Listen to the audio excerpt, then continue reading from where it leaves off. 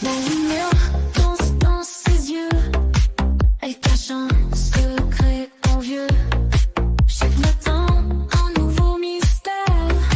Mademoiselle vit sans frontières. Des rues murmurent des contes d'ombre. Elle marche comme un rêve sombre. Tous les jours, un chapitre écrit. Des légendes que le jour nie. Mademoiselle raconte sa saga. Les histoires que personne ne voit. Dans la nuit, tu dévoileras les secrets cachés sous ta soie.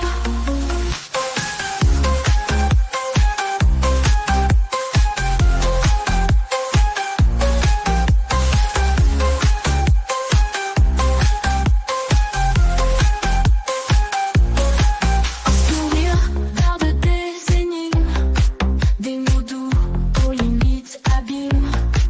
Elle joue avec le quotidien, transformant tout en destin. Les reflets cachent des vérités que personne ne peut interpréter. Dans son regard mystifié, un monde entier à déchiffrer. Mademoiselle raconte ta saga, les histoires que personne ne voit. Dans la nuit, tu dévoileras Come on in, les come on secrets in. cachés sous ta soie.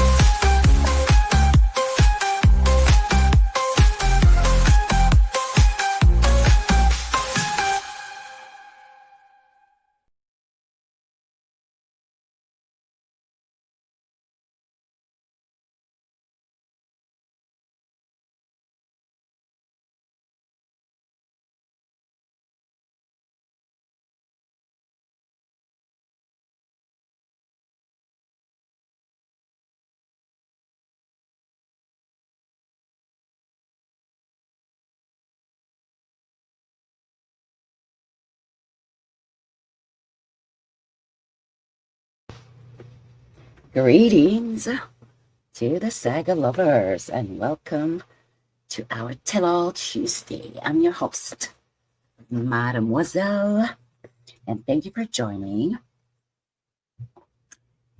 Let me see here what we got. Let me know if you can hear me in the chat if anything. I do believe all should be fine. I'll put on my earphones. Checking. Yes.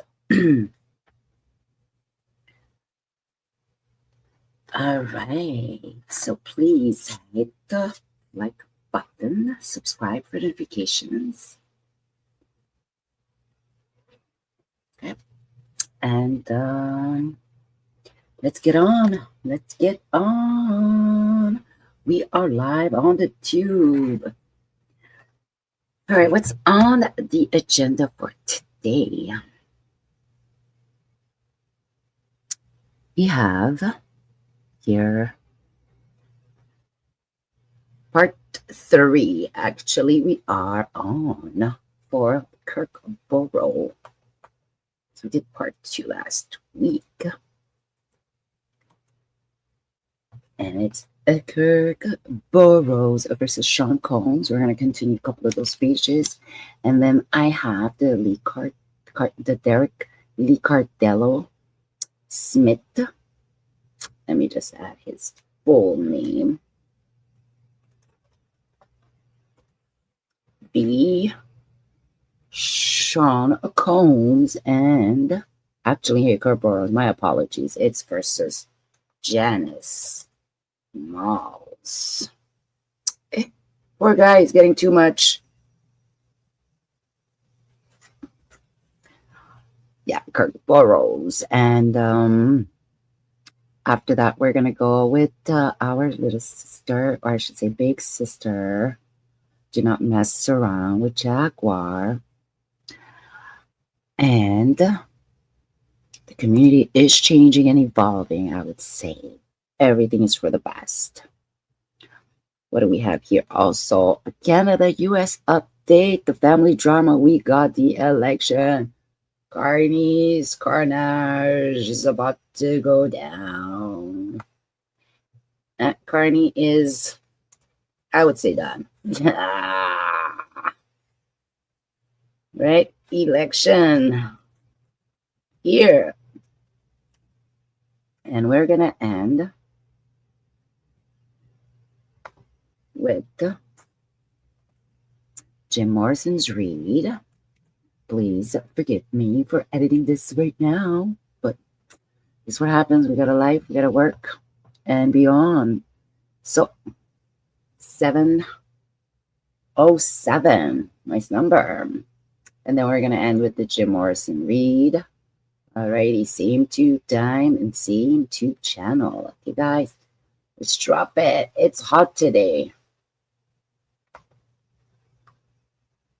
Let's save. Alrighty. Reason I don't have no invite here. What is this here? Oh,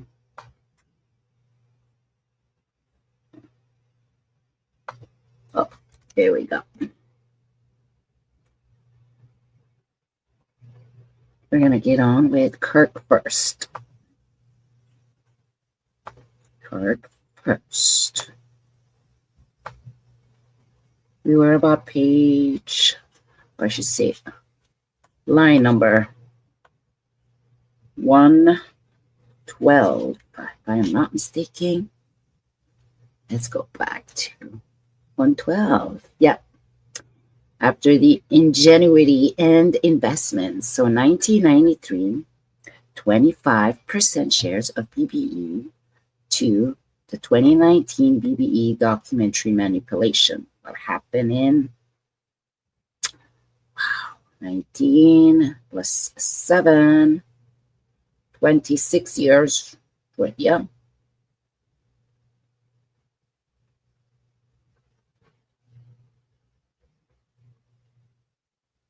Alrighty, so in 1993, plaintiff Kurk was formally granted 25 shares of the BBE. It's funny how here they put the shares and here they put the percentage. Constituting of 25% equity in the company. Okay, thank you. This ownership interest was a direct recognition of plaintiffs' foundational role in the creation, development, and success of BBE. However, despite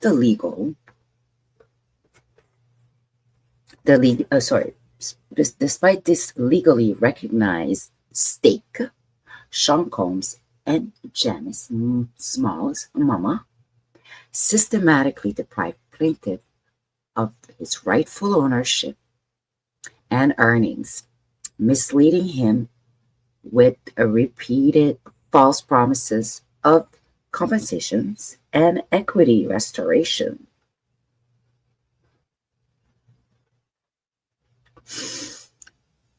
Get comfortable, guys. I have my tea. I keep my hands warm. So, for more than 2 decades, for more than 20 years, from 1993 to 2019, Sean Combs and Janice Small was engaged in a pattern of deception, assuring plaintiff that he would receive his own profit from BBE. Each time plaintiff sought formal compensation or the return of his shares, he was met with deliberate stalling tactics and empty assurances. In 2019, I should share. Oh, sorry, guys. Let me go share my screen. Here.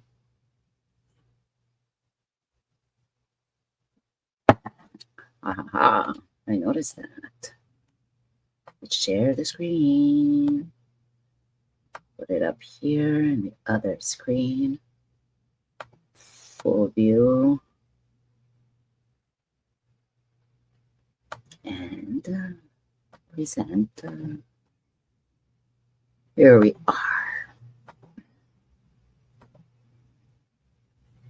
are. My bad. Okay. So we were at the 219th, right? I'm going to continue on. So in 2019, sorry, line 114. In 2019, at Diana Ross's birthday celebration, Sean Combs, maybe I should zoom this in a little bit better. Let's zoom it in.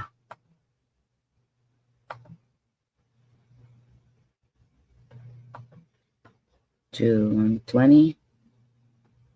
Yeah, much better. Righty. Diana Ross birthday celebration. Sean Combs and Janice once again acknowledged their fraudulent conduct, promising plaintiff that they would make things right. Regarding the wrongful theft of his 25% share and the unpaid 15% share of BB's annual profit. This moment was a rare verbal admission of liability, yet no corrective actions followed. During this conversation, Janice Moss directly requested plaintiff's assistance in developing a BBE documentary. In exchange, Smalls promised the plaintiff would finally be compensated, reimbursed for his stolen 25% ownership, and paid the 15% ownership he was contractually owned. However, this was yet another manipulative tactic designed to exploit plaintiff industry knowledge and intellectual property without any intention of fulfilling their financial obligations. Allegedly, upon information and belief, defendant Small was actually aware that plaintiff possessed extensive records, notes, and journal documenting the entire history of BBE.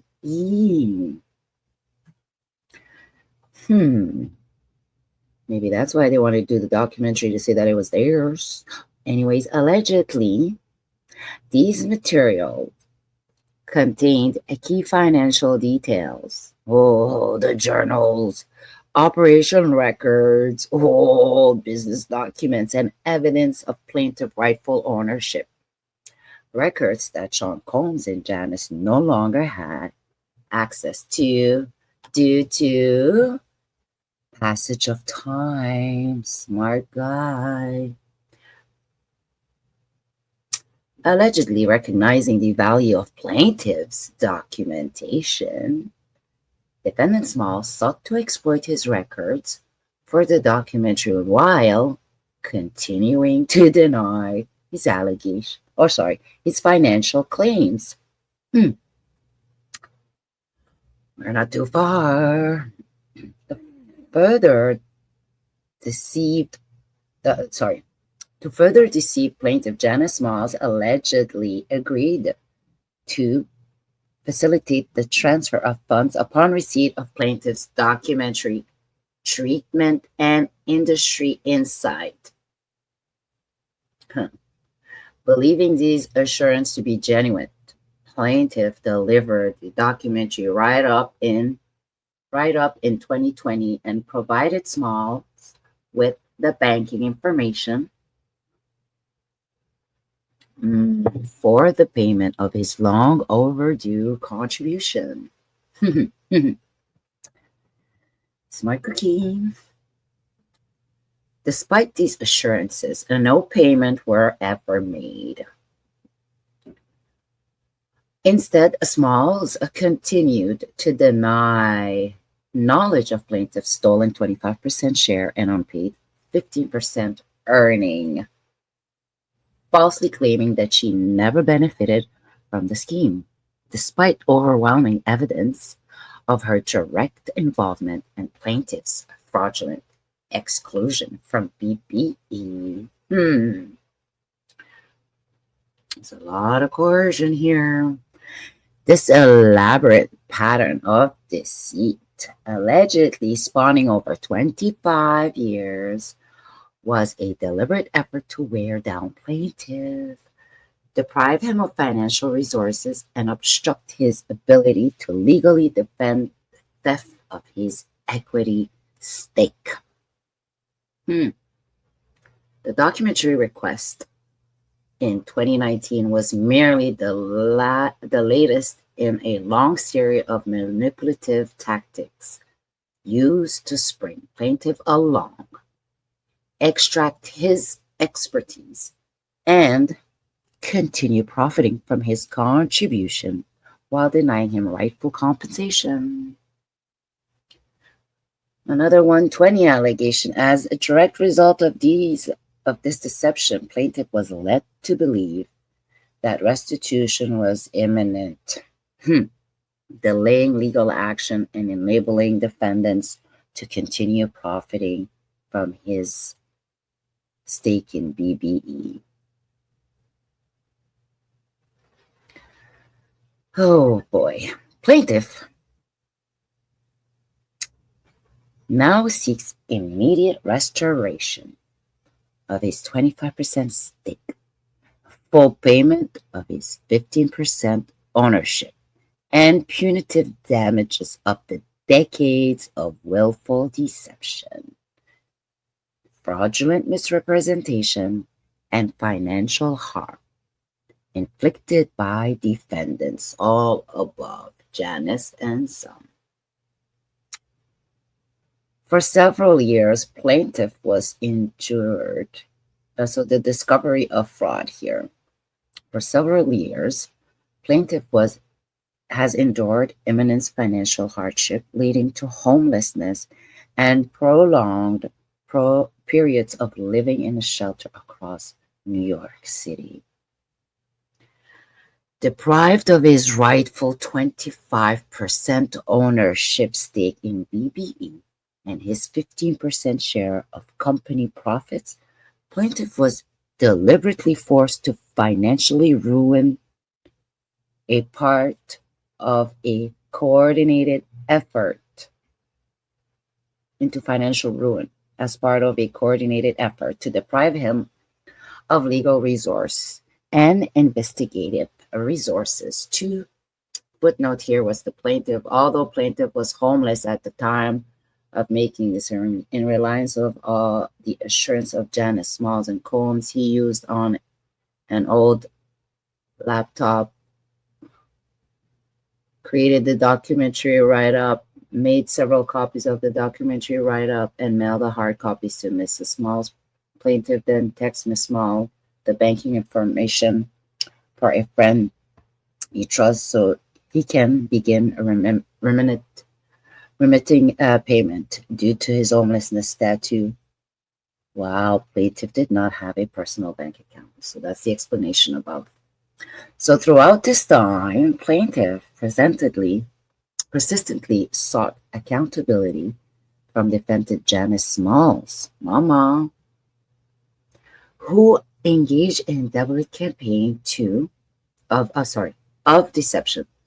Smalls repeatedly and falsely assured plaintiff that she had no involvement in or knowledge of the fraudulent transfer of his ownership shares.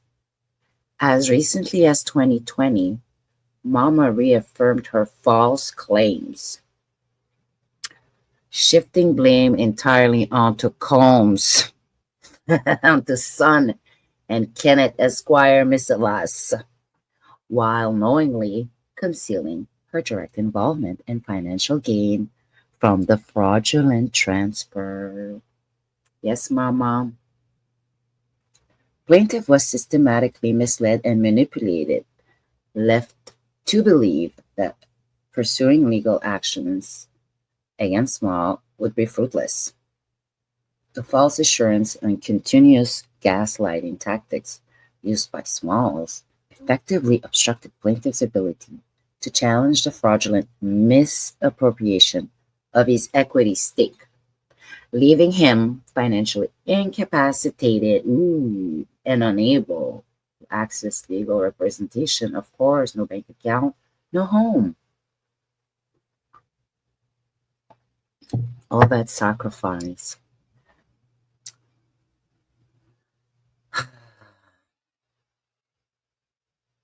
Allegedly, in early 2024, plaintiff unexpectedly reconnected with an estranged family member who, after hearing plaintiff's account of events and financial struggle, urged him to seek legal intervention and pursue justice. Good job, family. Recognizing the egregious nature of the fraud perpetrated against plaintiff, this family member swiftly intervened, securing legal counsel to investigate the fraudulent transfer of plaintiff's ownership interest in BBEE. Ha ha ha. During the course of this investigation, irrefutable evidence surfaced confirming that in or around 1998, defendant Smalls had secretly received an unlawful take control of plaintiff's 25% ownership stake in BBE. This discovery directly refuted defendant Small's decade-long denials and unmasked her as a central architect of the fraudulent scheme, alongside son boy Sean Combs and Kenny Mesilas, Esquire lawyer, contrary to her repeated assertion of innocence. Oh yes, Mrs. Janice Small's mama had not only profited from the unlawful transfer, but had actively conspired to suppress all knowledge of her receipt of plaintiff's share. I don't have it. I've never seen it. I don't know. It's Sean. So meanwhile, uncovered documentation of financial records unequivocally prove that Smalls engaged in fraudulent concealment, preventing plaintiff from discovering the true nature of the misappropriation and delaying his ability to pursue rightful legal claim. This orchestrated concealment deprived plaintiff of his legal right, financial stability, and industrial reputation, ensuring that Smalls and her co-conspirators could continue to reap the financial benefits of plaintiff's hard-earned contribution while plaintiff languished in destitution. Oh yes, he did. Let me tell you, lost everything. Well, at least he has his life, and now he can fight and stand. Alrighty. So as a direct and immediate result of these, finding plaintiff's fraud and breach of fiduciary duty, claims became ripe for education, leading to the initiation of legal proceedings against Mama Smalls and her co-conspirators to recover his rightful ownership stake, financial damage, punitive compensation for decades of willful deception, and financial sabotage. Good job. Let me see. Yes, so we'll continue next week with Mrs. Janice's concealment. Next week. Now, we're gonna do